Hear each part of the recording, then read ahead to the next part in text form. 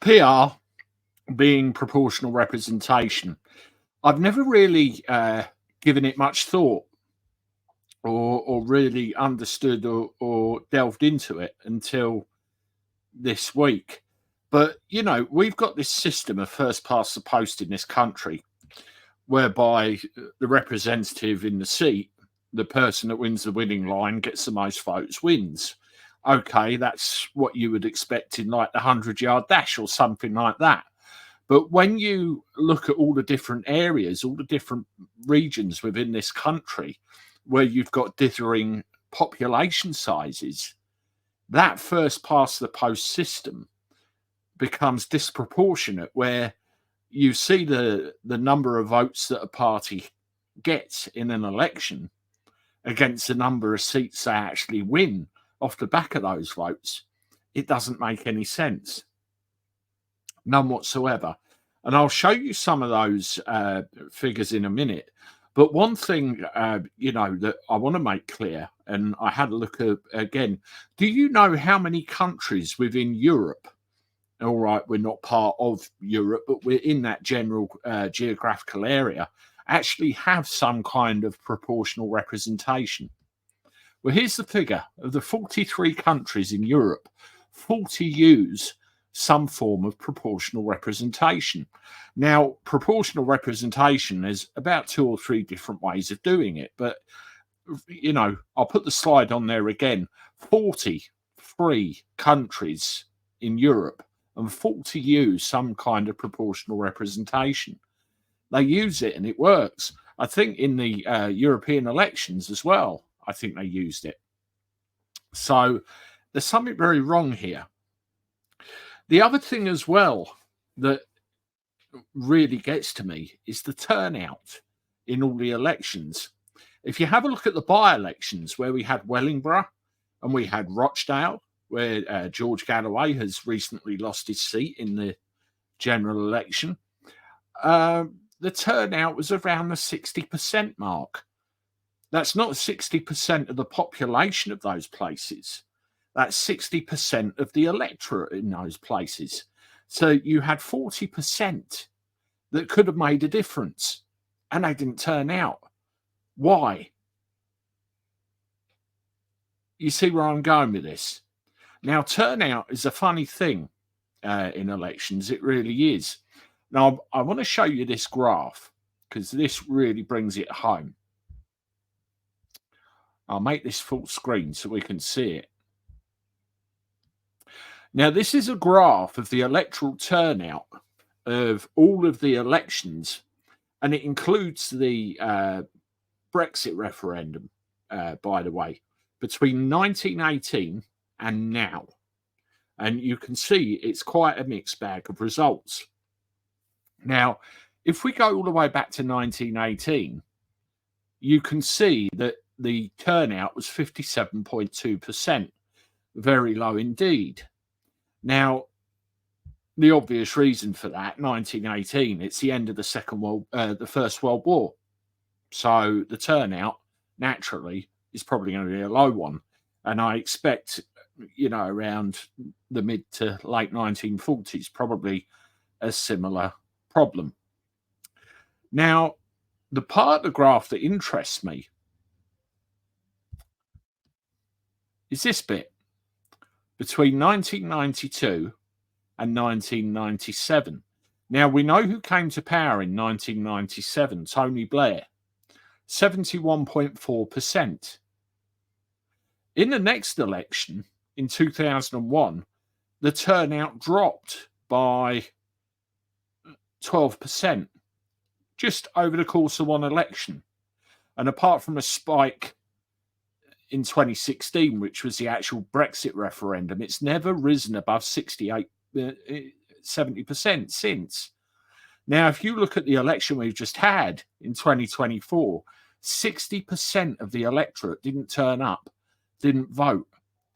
So when you have a combination of first past the post and 40% of the electorate didn't show up, all it does is work in favour of the establishment the way it is.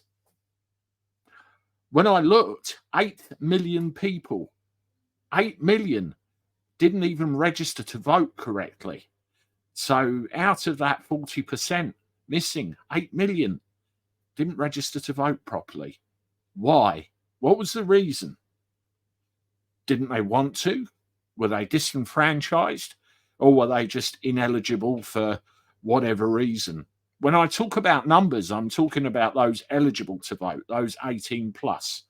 You know, we obviously, I mean, when I check, there's nearly 70 million people in this country, and a very big proportion of those are going to be kids under 18s. So I'm talking about those 18 plus always throughout this. Where were they? All these factors combined is why we have the problem we do. The Electoral Society come up with this. General election results 2024 so far. Share of the UK vote and share of seats in Parliament with one seat to come. So this is a little bit out of date. Now you can see Labour got 63% of the available seats in Parliament, 34% of the share of the votes. Conservative, 24%, 19% seat share. Reform, 14%. So they actually came third. Now you look at Liberal Democrats on 12%, yet they got 10% more of the seat share than Reform. The Electoral Society actually called this the most disproportionate election they've ever seen, and that's quoted in the media. And you can see by some of those results what they're actually referring to. It really sticks out like a sore thumb this time, the way it's all gone. A lot of people in this country still believe that, you know, you've only got two choices, Conservative or Labour. A vote for anything else or get a Labour government in. And of course, all the Reform voters and everything are getting blamed for that. Yeah, right. Doesn't add up, does it? Labour are in because Conservatives were rubbish. No two ways about it. It's simple as that. Mr. Woodward, do you not think that the lefties need to experience what they voted for in order for real change to occur? I think we do need to experience it. I think something needs to go very, very wrong before it can go very, very right.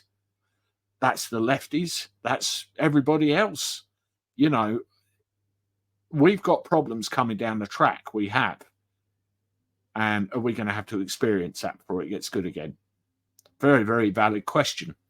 And by the way, thank you very much for the £20 super chat. Very much appreciated. Now, I did a poll earlier and I asked a very simple question.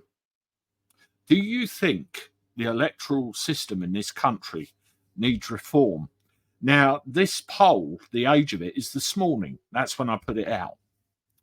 This is what you got. Do you think our electoral system needs reform? 96% of that poll said yes, it does. I put the option in reform, lost it, get over it, just to give that element of society a chance to voice their opinion. And only 2% of them did. And this is off the back of 7,000 votes since this morning. 96% say, yes, it needs reform. So this is very much an issue that's going to surround us. This is very much an issue that's going to get groundswell because it matters. It matters to everybody. You know, we vote for who we want to represent us in Parliament. That's our local responsibility. That's who we end up with. But at the same token, a lot of people look to Westminster and look at the overall ruling party, the one with the majority, which in this case happens to be Labour. And unfortunately, the two don't mix anymore because having one system isn't very conducive with the other. And we have a problem, as you'll see with some of these results I'm about to show you. This was the one that really stuck out to me. If you have a look at Reform, 4 million votes, they got 5 seats. Liberal Democrats, 500,000 votes less than the than Reform. 72 seats. That really illustrates the problem to me, that post right there. Let's have a look at some of the others. Reform, 4 million votes, 5 seats, as we've already discussed. The Tories, 6.8 million votes. So, nearly 3 million more than Reform. 121 seats. Bit disproportionate, wouldn't you say? I would. Because logically, they should have what? 10, 15 seats? Not 121. It just doesn't work. Now, what about when you stack it up against Labour?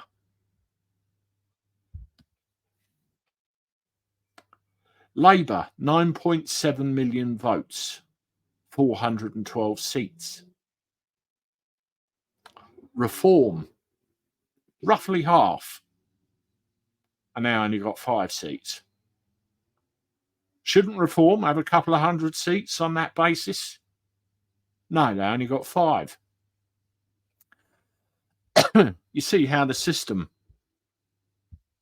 works in the favour of the establishment. And when you couple that with the people that haven't turned up, no good, is it? Think about it.